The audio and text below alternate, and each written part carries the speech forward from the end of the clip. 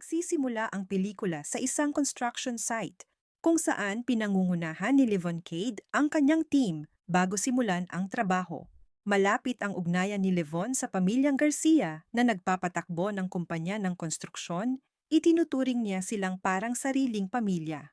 Habang nagtatrabaho, napansin ni Levon na may ilang siga na nanggugulo sa isa sa kanyang mga kasamahan.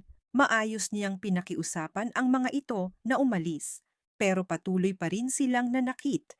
Dahil dito, binato ng balde ng mga pako ang mga siga at pagkatapos ay binugbog din. May dumating pang ibang siga, pero matagumpay na naprotektahan ni Levon ang sarili at napaatras ang mga ito. Nang tanungin siya ng binata kung paano niya nagawa yon, sagot lang ni Levon ay bumalik na ito sa trabaho.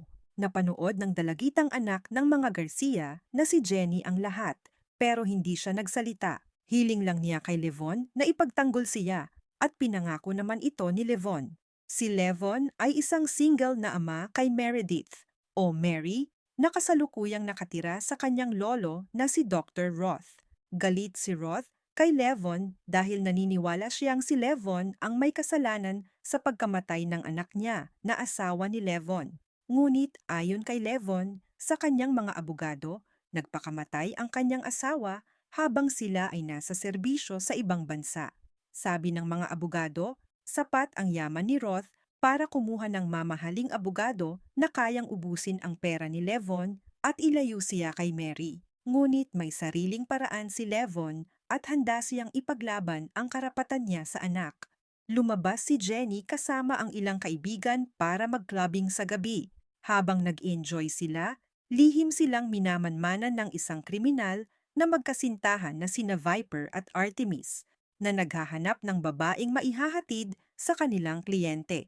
Napansin nila si Jenny at sinunggaban siya nang subukan nitong tulungan ang isa sa kanyang mga lasing na kaibigan. Tinakpan nila ang bibig niya ng pandikit na bitag at hinila siya papunta sa isang van. Noong Lunes ng umaga, sinalubong si Levon ng mga magulang ni Jenny na sina Joe at Carla. Sinabi nila kay Levon na nawawala si Jenny mula pa noong Biyernes ng gabi at pakiramdam nila ay hindi sila matutulungan ng mga pulis. Alam ni Joe na dating Green Beret si Levon at may kakayahan itong maghanap ng masasamang tao. Ngunit sabi ni Levon, tapos na ang bahaging iyon ng kanyang buhay. Kalaunan, binisita niya ang dati niyang kasamahang sundalo na si Gunny Lafferty na nabulag sa isang misyon, ngunit nagpapasalamat pa rin kay Levon sa pagsagip sa kanya. Ikinuwento ni Levon kay Gunny ang problema tungkol kay Jenny. Pagkatapos, bumalik si Levon sa bahay ng mga Garcia para kausapin si Joe at sinabing pamilya na niya ang mga ito, na nagpapahiwatig na tutulong siya sa paghahanap kay Jenny. Sinimulan ni Levon ang kanyang investigasyon tungkol sa kinaroroonan ni Jenny sa pamamagitan ng pagpunta sa club na pinuntahan nito. Doon, natuntun niya ang isang goon na may kaugnayan sa iba pang mga kriminal. Si Johnny, isang bartender sa nasabing club. Pinuntahan ni Levon ang apartment ni Johnny at pinilit siyang magsalita sa pamamagitan ng waterboarding. Dumating ang dalawang kaibigan ni Johnny at narinig ang kanyang sigaw ng tulong. Ginamit ni Levon si Johnny bilang panangga habang nagpaputok ang dalawa. Ngunit napatay rin sila ni Levon at kinuha ang pera. Natagpuan ang mga bangkay ng tatlo ng isang mataas na opisyal ng Bratva na si Wolo Kolisnik, na nagdududang may umaatake sa kanilang organisasyon. Maya-maya, palihim na pumasok si Levon sa bahay ni Wolo matapos niyang makita itong sinaktan ang asawa sa mukha. Pinatumba ni Levon si Wolo at itinali ito sa isang upuan na nakasabit sa lubid sa itaas ng pool. Binalaan niya si Wolo na puputulin niya ang lubid kapag ito'y masyadong maingay. Inusisa ni Levon si Wolo tungkol sa kinaroroonan ni Jenny. Nagmura si Wolo sa wikang Ruso at binanggit ang isang taong nagngangalang Dimi na para bang ito ang may kasalanan ng lahat. Pagkatapos, pinutol ni Levon ang lubid at pinabayaan si Wolo na malunod sa sariling pool. Kalaunan, natagpuan si Wolo ng kanyang kapatid na si Simon Karchenko ang pinuno ng kanilang organisasyon. Ipinadala ni Simon ang kanyang mga anak na sina Danya at Vanko upang tugisin si Levon. Para mahanap si Dimi, nakipagkita si Levon sa isang lokal na drug lord na si Dutch at nagkunwaring isa siyang negosyanteng nais magbenta ng produkto. Tinawag ni Dutch ang kanyang mga tauhan para harapin si Levon, pero agad silang natalo ni Levon at bumalik ito sa pag-uusap nila ni Dutch. Napansin ni Dutch na dating sundalo rin si Levon tulad niya, kaya nagkaroon sila ng respeto sa isa't isa. Binigyan ni Dutch si Levon ng tagubilin na makipagkita kay Artemis at sa kasamahan nitong si Dougie upang simulan na ang kanilang negosyo. Dinala ni na Artemis at Viper si Jenny upang ipakilala sa kanilang kliyente na si Ginoong Broward. Pinaghahandaan nitong gahasain si Jenny habang wala sa malay. Ngunit nagulat siya nang malamang gising pala ito at kinagat ng malakas ang kanyang pisngi, na siyang ikinagalit niya. Nagkakilala sina Levon at Dimi sa pamamagitan ni Dutch, habang nagpapanggap si Levon na isa siyang lehitimong dealer. Nang subukan ni Levon na pasukin ang biker bar nila, nahuli siya ni Artemis gamit ang mga surveillance camera at agad nitong inutusan ang mga tauhan na habulin siya. Nagnakaw si Levon ng motorsiklo at tumakas papunta sa gubat. Matapos ang maikling habulan, bumangga si Levon sa isang police cruiser. Sa kasamaang palad, ang dalawang pulis, sina Sergeant Von Trask at Deputy Detweiler, ay bayaran pala ng mga kriminal. Dumating sina Danya at Vanko para kunin si Levon at binayaran ang mga pulis para huwag na silang pakialaman. Isinakay ng magkakapatid si Levon sa kanilang van at tinangkang itali at pahirapan dahil sa pagpatay niya sa kanilang tiyuhin. Nag-umpisa ng laban si Levon laban sa kanila, kaya't nagkagulo sa loob ng van.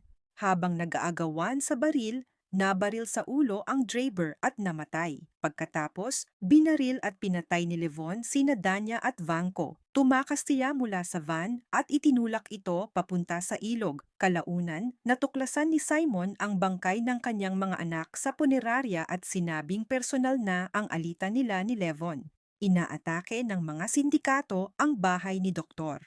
Roth matapos malaman ng organisasyon kung sino talaga si Levon. Nalaman ni Levon na hindi dumating si Roth para sunduin si Mary mula sa paaralan. Pumunta siya sa paaralan at agad na napansin na may mali.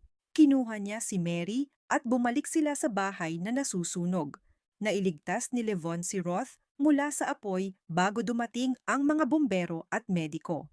Inakusahan ni Roth si Levon sa mga karahasang sumunod sa kanya, ngunit pinaalala ni Mary na iniligtas siya ni Levon. Pagkatapos, dinala ni Levon si Mary upang magtago sa bahay ni Nagani at ng asawa nito para sa kanilang kaligtasan.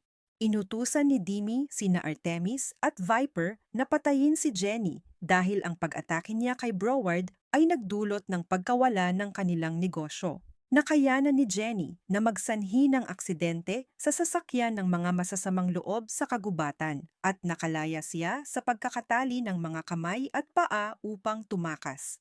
Tumakbo siya hanggang makita ang isang kotse pulis. At sa kasamaang palad, sina Von Trask at Detweiler ang mga pulis. Binalik nila si Jenny sa kuta ng mga trafficker, kung saan naghahanda sina Viper at Artemis na tapusin ang trabaho. Hanggang tawagan sila ni Broward at nais bigyan si Jenny ng pangalawang pagkakataon.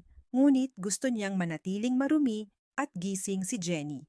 Pumunta si Simon sa nightclub ni Dimi kasama ang kanyang labis na sabik na tauhan na si Carp, na masayang nagpapaputok ng baril sa loob ng club, na ikinagulat ng ibang mga tao. Pumunta si Simon kay Dimi upang sabihin kung sino talaga si Levon at na darating ito para sa kanya.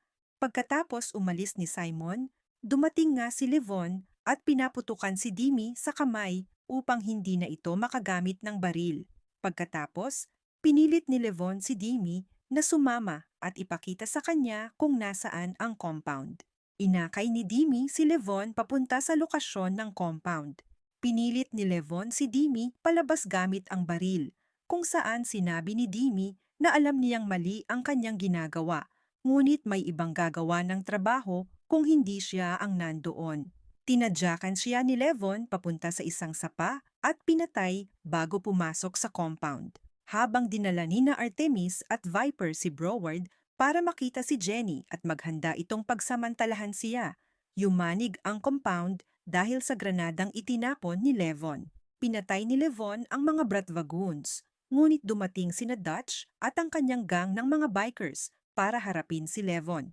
Pagkatapos patayin ni Levon ang natirang mga biker, nakipaglaban sila ni Dutch gamit ang kutsilyo. Pinalo ni Levon si Dutch, ngunit binigyan siya ng paggalang. Narinig ni Levon ang boses ni Jenny at natagpuan ang kanyang kwarto. Pinatay niya si Broward at tinulungan si Viper habang si Jenny ay niyakap ang leeg ni Artemis gamit ang mga paa. Pinagpalo ni Levon si Viper at pinagtibay ang leeg nito gamit ang kanyang siko. Habang si Jenny naman ay hinigpitan ng hawak sa leeg ni Artemis hanggang sa mabali ito. Pinalaya ni Levon si Jenny, ngunit nandyan pa rin si Carp at dalawang kasama niyang goons sa labas. Dumating din si Von Trask at Detweiler, ngunit inisip ni Carp na mga karaniwang pulis lang sila at pinaputukan sila bago pinaeksplosibo ang kanilang sasakyan. Ginamit ni Levon ang kanyang mga sandata para patayin si Carp at ang mga kasama nito bago nakahanap ng motorsiklo at tumakas kasama si Jenny. Natanaw sila ni Simon at tinawagan ang kanyang kapatid na si Yuri, na nagsabi kay Simon na nakuha na ni ang demonyo ang kanyang layunin at pinapayuhan siyang iwan na lang ito dahil wala nang makakatulong sa kanyang paghihiganti. Nagdesisyon si Simon na kumilos mag-isa at sumigaw sa langit sa galit. Ibinabalik ni Levon si Jenny sa kanilang bahay, kung saan siya ay muling nagkita at nagkaroon ng emosyonal na pag-uusap kasama ang buong pamilya. Nagpapasalamat sina Joe at Carla kay Levon na may luha sa mata dahil sa pagliligtas sa kanya. Pagkatapos, pumunta siya sa bahay ni Gunny upang muling makita si Mary. Habang nagsasalo sila sa almusal, sinabi ni Gunny kay Levon na siya ay tuluyan ng nakauwi.